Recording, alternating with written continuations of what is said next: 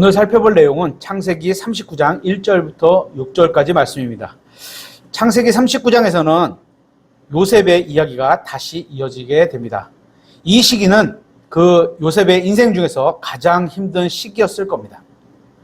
형제들은 그를 죽이려 했지만 그는 가까스로 목숨을 구한 채 이집트로 팔려가게 됩니다. 창세기 39장 1절입니다. 요셉이 이집트로 끌려 내려가매 파라오의 직무 수행자로 호위 대장인 이집트 사람 보디발이 그를 거기로 끌고 내려간 이스마엘 족속의 손에서 그를 산이라. 성경은 요셉이 영어 성경으로 brought down to Egypt 이렇게 돼 있어요. down to Egypt, 아래로 내려갔다, 이집트로 끌려 내려갔다 라고 말씀하고 있습니다. 이집트는 세상을 상징하는 나라죠. 그러니까 이집트로 가면 그것은 올라간 게 아니라 내려가게 되는 겁니다. 세상적으로 요셉은 형제들의 미움을 받았을 뿐만 아니라 이방인들에게 팔려가서 이집트의 노예 시장에 넘겨졌습니다. 그리고 그는 이집트에서 노예가 됩니다. 이런 상황만 보면 비참한 겁니다. 중요한 건 이런 상황에서도 하나님이 지켜보고 계시다는 겁니다. 계속해서 2절에 주께서 요셉과 함께 계셨으므로 그가 메사의 형통한 사람이 되어 그의 주인인 이집트 사람 집에 있었는데 주께서 요셉과 함께 하셨습니다. 우리나라 말로는 구분하기가 좀 어려운데요. 영어 성경으로 보면 And the Lord was with Joseph 이렇게 되어 있습니다. 직역하면 주님이 계신데 요셉이 함께 했다는 겁니다. 직역하면. 그러니까 우리나라 말은 주님과 요셉이 함께 있는 그냥 그 어떤 그림 같은 그런 걸로 이해를 하는데 영어는 동영상 같아요. 누가 있고 움직여서 거기에 같이 갔다. 요런 식으로 영어가 이해할 수 있거든요. 요셉의 신앙과 마음 자세를 볼 수 있는 겁니다. 주님이 계신데 요셉이 함께 했다. 이런 걸 봐서 요셉의 신앙과 마음 자세를 볼 수 있습니다. 주님과 함께 했다는 겁니다.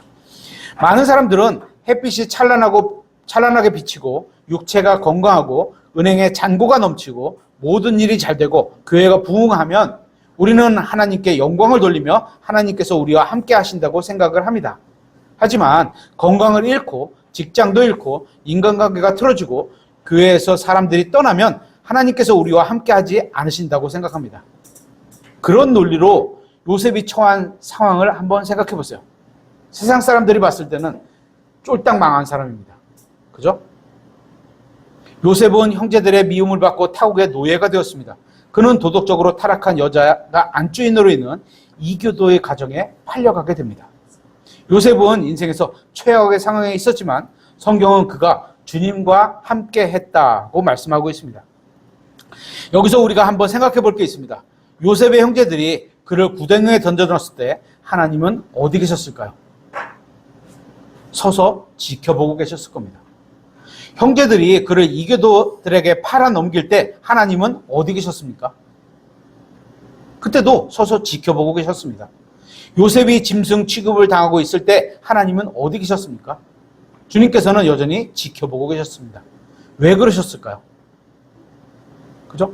가서 탁 구해주면 얼마나 좋은데 멋있고 드라마 같잖아요. 근데 안 그러셨어요. 로마서 8장 28절에 이렇게 되어 있습니다. 우리가 아는 바와 같이 하나님을 사랑하는 자들 곧 그분의 목적에 따라 부르심을 받은 자들에게는 모든 것이 합력하여 선을 이루니라. 여기서 모든 것은요. 로마서 8장 앞에 보면 고난과 어려움을 겪어서 이겨낸 것 이런 걸 말하는 거예요. 하나님께서는 요셉이 통치자가 되기를 원하셨던 겁니다.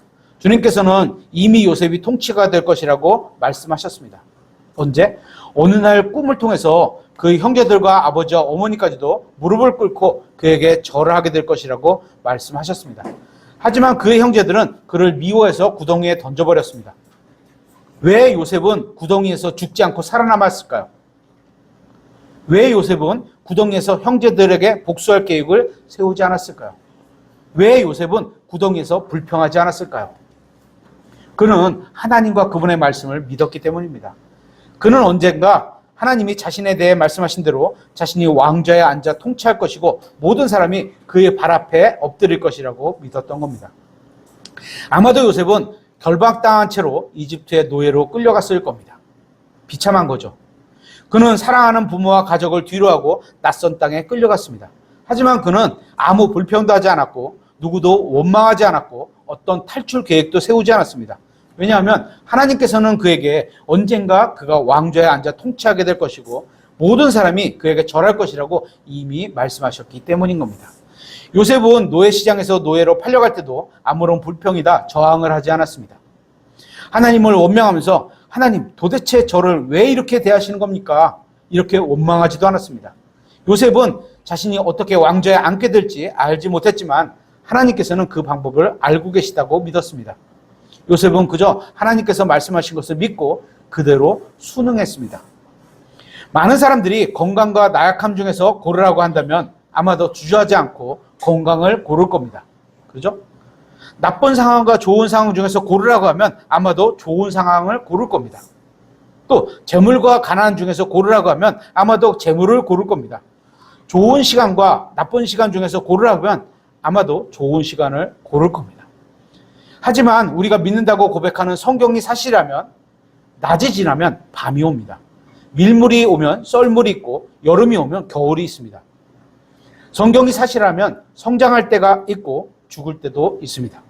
그렇게 우리의 상황은 변하게 되지만 하나님께서는 우리가 구덩이에 있을 때에도 함께하고 계시고 왕좌에 앉아 있을 때도 함께 하신다고 믿어야 하는 겁니다. 좋은 일이 있을 때만 믿음으로 걸어가는 것은 그리 어렵지 않습니다. 뭐 다 잘 돼가는데 뭐 어려워요? 그죠? 돈도 많고 사람도 많고 지원해주는 이 능력도 많고 막 그러면 푹푹푹 막 잘 돼가죠. 그죠?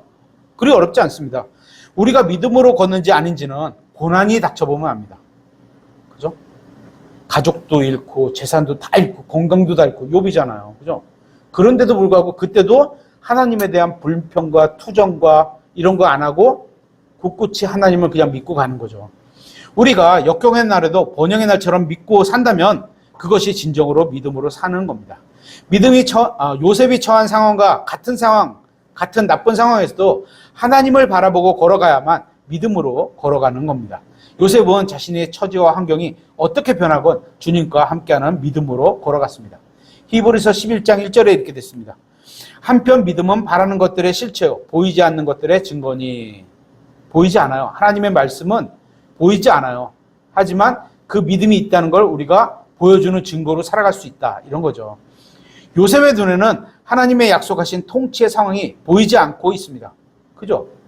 통치한다 그러면 뭔가가 잘 나가서 한 단계 한 단계 올라가야 될 것 같은데 이게 형들한테 죽임을 당할 뻔하다가 노예로 팔려가서 그것도 이방인의 집에 종으로 그냥 팔려가게 되는 이런 상황이 보면 통치자의 상황이 보이지 않고 있습니다.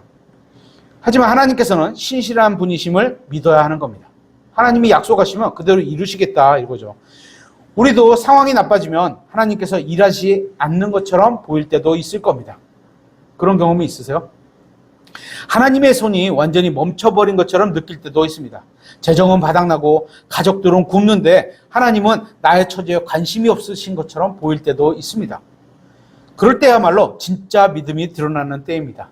하나님께서는 자신의 자녀를 결코 버리지 않고 또 떠나지 않으신다고 마태복음 28장 20절에 약속을 하셨습니다. 우리가 진정으로 성경을 믿고 구원받아 하나님의 자녀가 되었다면 어떤 상황에서도 우리가 좌절해야 할 이유가 없는 겁니다. 저는 구원받은 이후에 성경이 저에게 제일 먼저 하신 말씀이 있습니다. 한번 같이 찾아볼까요? 디모데전서 5장 8절입니다.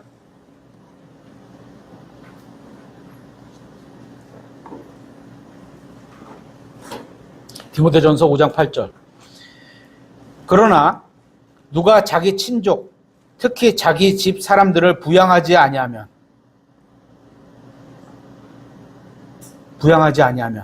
그는 믿음을 부인한 자요 불신자보다 나쁜 자니라. 마귀의 자녀보다 나쁜 자. 이렇게 표현하는 거잖아요.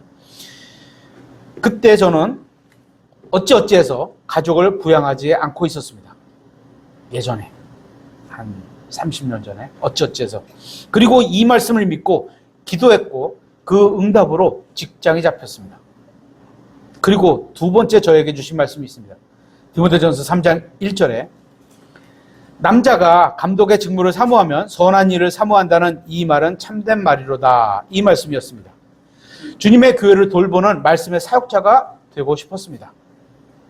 그때 성경에 대한 진리의 지식이 없었기에 성경을 꾸준히 읽었고 성경을 또 그렇게 계속 공부하고 신학원을 나오게 되었습니다. 하지만 저에게는 처음부터 큰 기회가 주어지지 않았습니다. 다니던 교회에서 주일학교 교사로 시작했고 다른 작은 교회에서 교사로 초빙하는데 제가 추천받아서 2년 동안 그 교회에서 교회를 섬겼고 다시 다른 개척교회로 옮겨서 2년간 주일학교에서 교사로 섬겼고 그리고 지금 우리 교회로 다시 오게 되었습니다. 작은 일에서 교회를 섬기지 않는 사람은 결코 교회 전체를 인도하는 목사가 될 수 없다고 저는 믿습니다. 누가복음 19장 17절에 이렇게 돼 있죠. 주인이 그에게 이르되 잘하였도다 선한 종아 내가 매우 작은 일에 신실하였으므로 10도시를 다스릴 권세를 차지하라 하니라. 작은 일에 신실했다 이렇게 말씀하고 있죠. 하나님께서는 처음부터 큰 일을 잘하는 사람을 찾고 계시지 않습니다. 하나님께서는 큰 일이든 작은 일이든 상관없이 신실하게 행하는 사람을 찾고 계십니다. 결과적으로 요셉은 이집트를 잘 다스리는 총리가 되었지만 결과가 그렇게 되었지만 그렇게 되기 전에는 어떻게 살았어요? 보디발의 집에서 잘 청소하는 노예였고 그는 이집트의 정부를 통솔하는 최고 지도자이기 전에 보디발의 마차를 깨끗이 닦아놓는 충실한 종이었던 겁니다. 그는 사람들에게 보여주기 위해서 일하지 않았고 하나님께서 자신의 믿음을 보이기 위해서 일을 했던 겁니다. 하나님께서 함께하고 있는데 하나님이 나를 보고 계시구나 이런 믿음으로 일했던 거죠. 그게 이방인의 집이었을지언정. 적은 임금, 나 이렇게 조금 받으면 나 일 안 해. 또 허드렛 일, 이렇게 뭐 걸레 빨고 이런 거. 예를 들어서 교회에서 그럴 수도 있잖아요. 그런 것들. 허드렛 일, 청소, 빨래 이런 일 하는 건 잘못된 게 아닙니다. 그죠? 자신이 속한 곳에서 자신에게 맡겨진 일에 정직하지 않고 최선을 다하지 않고 눈속임으로 하는 것이 잘못된 겁니다. 그렇게 일하는 것은 하나님 앞에서 가증한 짓인 겁니다. 요셉이 훌륭한 총리였던 이유가 무엇인지 아십니까? 요셉이 보디발의 집에서 훌륭한 노예였기 때문인 겁니다. 어떤 일이 주어질 건 하나님이 보실 때 하는 그런 일로 하는 거예요. 그는 억울하게 감옥에 갇혔지만 감옥에서도 훌륭한 죄수였습니다. 그죠? 나가려고 그냥 도망가려고 뭐 그러지 않았어요. 요셉이 훌륭한 총리가 될 수 있었던 이유는 그가 항상 좋은 환경에 있었기 때문이 아니라 그가 믿음으로 사는 훌륭한 사람이었기 때문인 겁니다.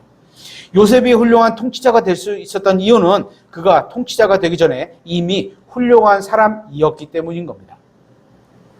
우리는 세상에서는 별로 높임을 받지 못할지라도 하나님 앞에서 훌륭한 사람이 되려고 해야 합니다.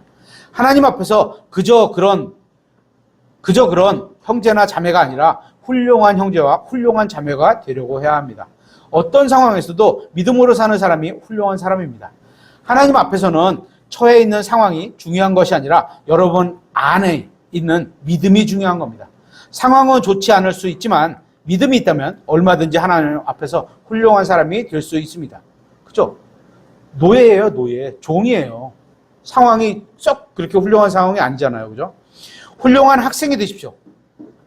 열심히 하세요, 공부. 알겠죠? 훌륭한 학생이 되십시오. 훌륭한 남편이 되십시오. 훌륭한 아내가 되십시오. 그리고 훌륭한 자녀가 되십시오. 그리고 훌륭한 부모가 되십시오. 또 훌륭한 직원이 되십시오.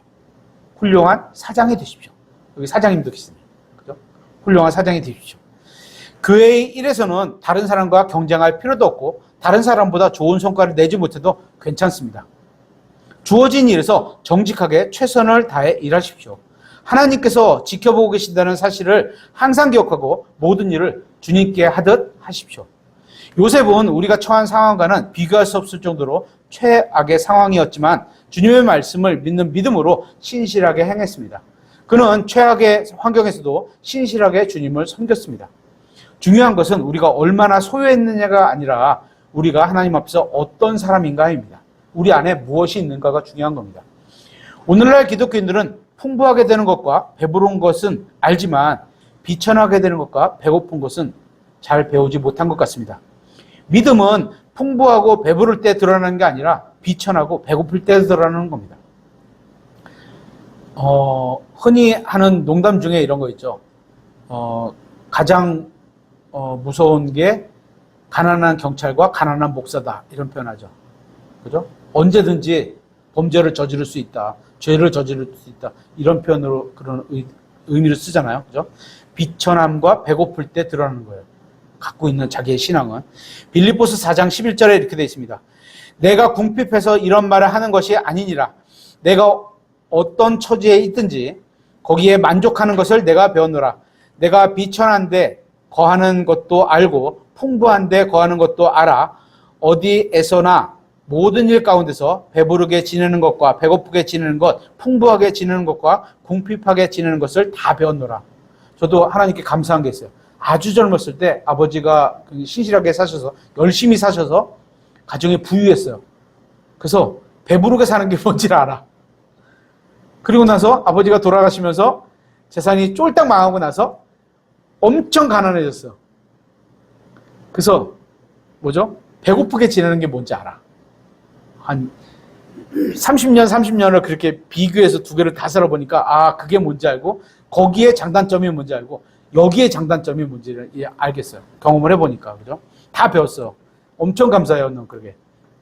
근데 지금 부유하지 않은 게, 가난한 게 힘들긴 하지만, 삶에 좀 어렵고 힘들긴 하지만 아주 부유하지 않은 게 되게 전 지금 신앙을 유지하는 데는 되게 좋은 것 같아요. 우리의 마음이 만족하지 못하고 있다는 것이야말로 우리의 마음이 하나님이 아닌 물질로 가득하다는 증거일 겁니다. 중요한 것은 상황이나 환경이 아니라 우리의 마음입니다. 요셉의 마음 어떻게 해요? 상황은 나쁜 상황인데도 마음 안에 믿음이 있는 거죠. 하나님과 함께 하려고 하는 그런 마음이 있는 거죠. 요셉은 자신이 비록 이집트에서 노예가 되었지만 바울처럼 어떤 처지에 있든 만족할 수 있는 법을 배웠기 때문에 주님을 통해서 무엇이든 할 수 있다고 믿었던 겁니다. 이것이 바로 요셉을 위대한 믿음의 사람으로 만들어준 원동력이 되는 겁니다. 이 진리는 성경적 기독교가 무엇인지를 잘 보여주고 있습니다. 요셉이 보디발의 집에서 신실하게 일했던 이유는 그가 보디발을 섬긴다고 생각하지 않고 주님을 섬긴다고 믿었기 때문인 겁니다. 한번 찾아보겠습니다. 골로새서 3장 22절.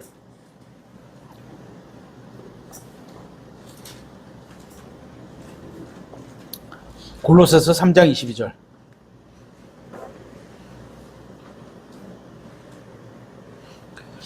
종들아, 성경에서는 그 회사에서 사장과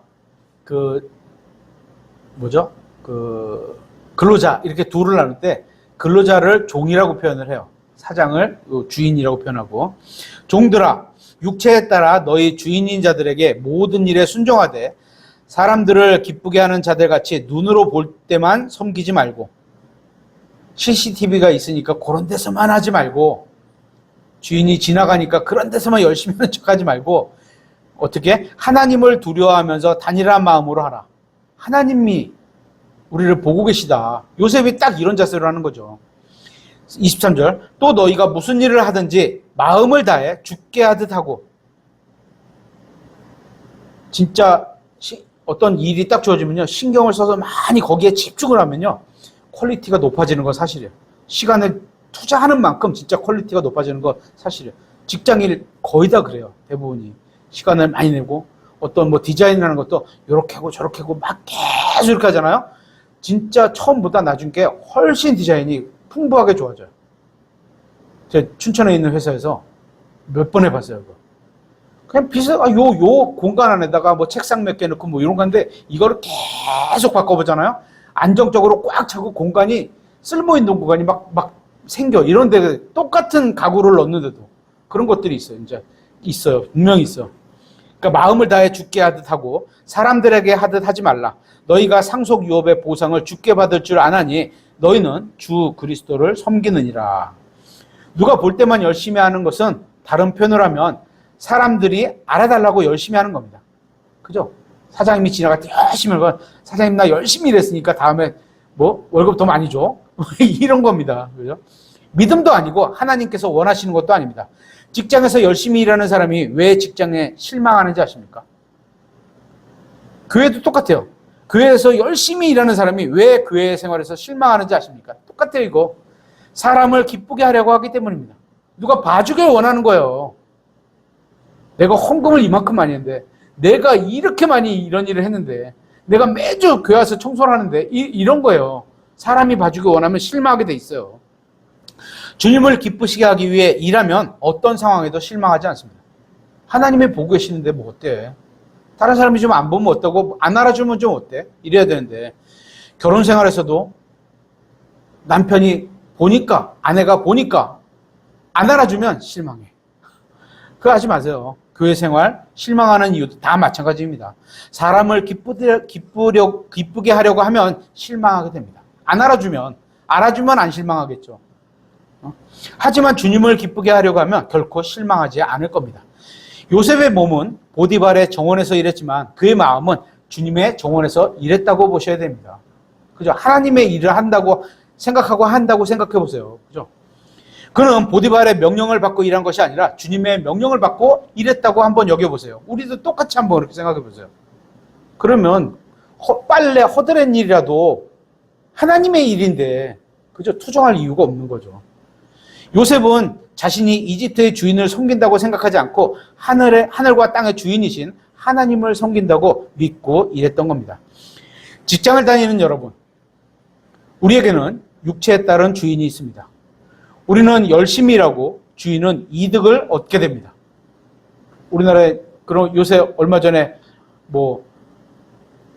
삼전 닉스인가 이런 거 있잖아요. 두 회사 삼전 닉스. 그래서 엄청 많이 벌어갖고 그걸 나눠준다 이제 이런 얘기들이 나왔잖아요. 많이 벌었으면 많이 또 나눠주는 것도 좋죠. 그죠? 주인에게 하시는 말씀이 너 위에 주인이 하나님이 계시다는 걸 알라 이렇게 말씀하시잖아요. 그죠? 우리가 열심히 일할수록 회사의 주인의 배만 불리는 것처럼 보일 수도 있습니다. 그죠? 하지만 인생은 이 세상에서의 삶으로 끝나지 않습니다. 저 많이 주고 많이 달라고 거 나쁘다고 하진 않겠습니다. 그죠? 그럴 수 있어요. 충분히 요구할 수 있는 내용이라고 생각을 해요. 적정선에서. 얼마인지는 모르겠지만 적정선에서. 하지만 인생이 이 세상으로 끝나는 게 아니라는 거죠. 그죠? 하나님의 일을 하고서 여기서 돈을 다 받으면 하나님이 나중에 줄 게 없는 거예요. 그죠? 똑같은 거죠. 언젠가 우리는 죽게 될 것이고 그러면 모든 것이 진짜 주인을 뵙게 될 겁니다. 만물의 주인께서는 우리에게 믿음으로 신실하게 행동한 모든 것에서 보상해 주실 겁니다. 그런데 여기서 다 받으면 그죠? 그러면 하늘에서 받을 게 없는 거죠. 하나님이 주실 게 없는 거죠. 성경은 이 세상이 악하다고 증언합니다. 하지만 우리는 주님을 만나는 그날까지 이 악한 세상에서도 거룩하게 살아야 합니다. 이 세상에서 돈을 벌고 살아야 하기 때문에 이 세상에서 일하는 겁니다.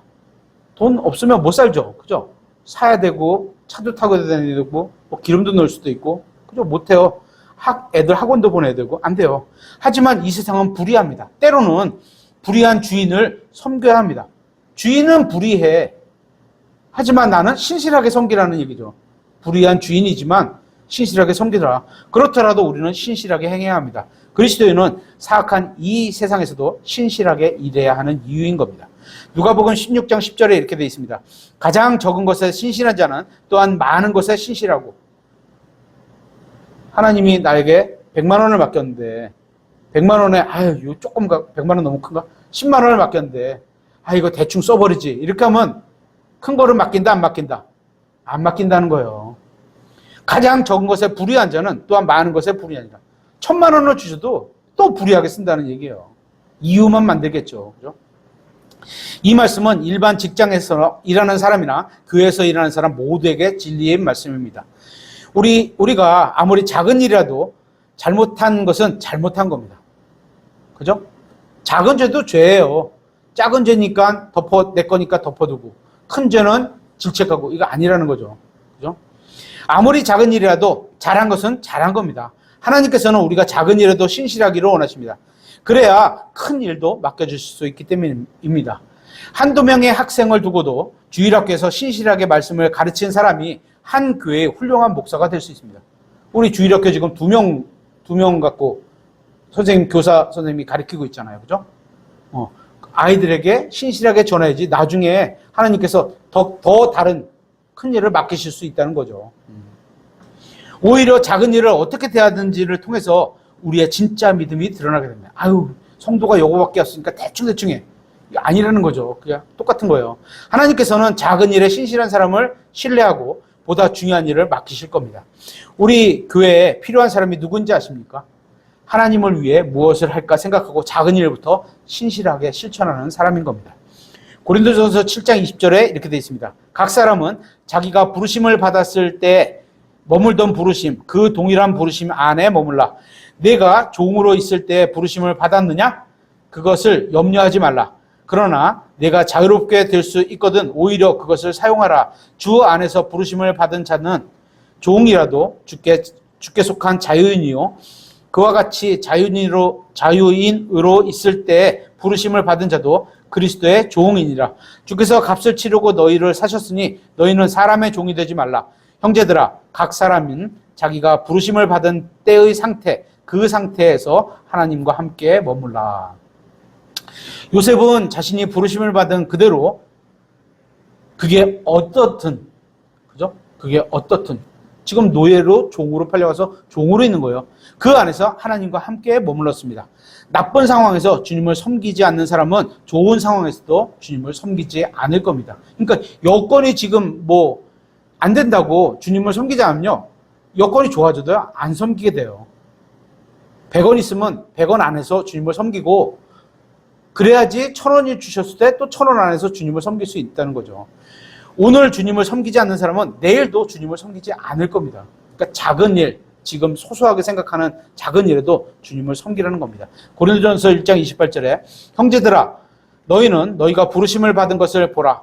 부르심을 받은 자로서 육체를 따라 지혜로운 자가 많지 아니하고 또 강력한 자가 많지 아니하며 고귀한 자가 많지 아니하도다. 있긴 있다는 얘기예요. 하지만 많지 않다는 거죠. 대부분은 어떻게? 육체를 따라 지혜롭지 않다, 강력하지 않다, 고귀하지 않다. 이런 거예요. 이런 사람들이 많다는 겁니다. 그죠? 하나님께서 누구를 부르실 때는 그 사람의 지능, 학위, 재산, 출신을 보고 부르신 것이 아니라는 겁니다. 그 사람의 마음을 보고 부르시는 겁니다. 재산이나 지능이나 능력이나 출신은 그리 중요하지 않습니다. 중요한 것은 마음입니다.